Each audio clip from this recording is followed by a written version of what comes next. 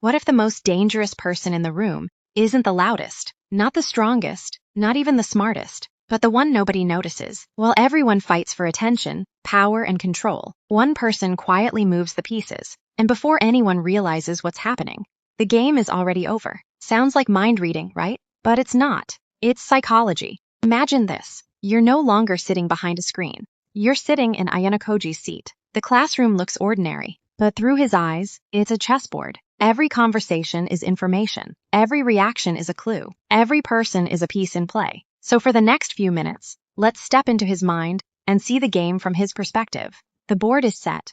Let's make our first move. Let me ask you something. Who gets the most attention in school? The average kid, or the person who blends in, or the kid who somehow has drama every 3 business days? Well, obviously that damn kid who doesn't have a life of his own and craves attention. But who is the one who nobody notices? The topper, or the class clown, or the popular kid, or the quiet kid? Well, obviously the quiet one, and that's what Ayanokoji uses to perfectly camouflage. As attention is a spotlight, and spotlights work both ways. When everyone is watching you, everyone is also judging you, questioning you, preparing against you. But when nobody notices you, you can observe everyone. And observation is where influence begins. It's basically the difference between a celebrity and a CCTV camera. Everyone looks at the celebrity. Nobody looks at the camera. Guess who's collecting more information? Well, exactly.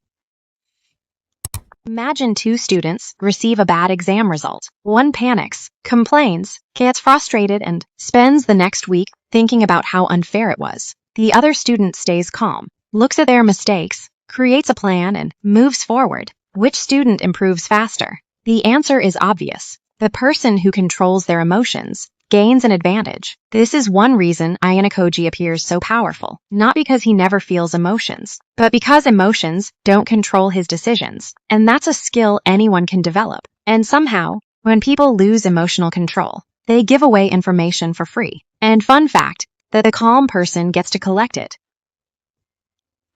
Most people think power means controlling others. That's actually a beginner mindset. Real power is controlling yourself. Think about it. If somebody can make you angry whenever they want, who's actually in control? If a notification can destroy your focus, who's actually in control? If one bad comment ruins your entire day, who's actually in control? In today's world, people are getting emotionally kidnapped by notifications. One vibration, and the brain immediately goes, "Attention everyone, this is a national emergency." Watch any friend group. There's always one person talking nonstop. Stories, opinions, random lore nobody asked for. Then there's one quiet person, listening, watching, connecting dots. And at the end of the conversation, the talkative person knows exactly what they knew before. The listener knows something about everyone. Every conversation is an opportunity to learn something about someone. The reason Ayanokoji fascinates so many people isn't because he manipulates others. It's because he sees what everyone else misses. And the truth is, you don't need genius-level IQ to do that. You just need to pay attention. The art of invisible manipulation isn't about controlling people. It's about understanding people so deeply that you can predict their moves before they make them.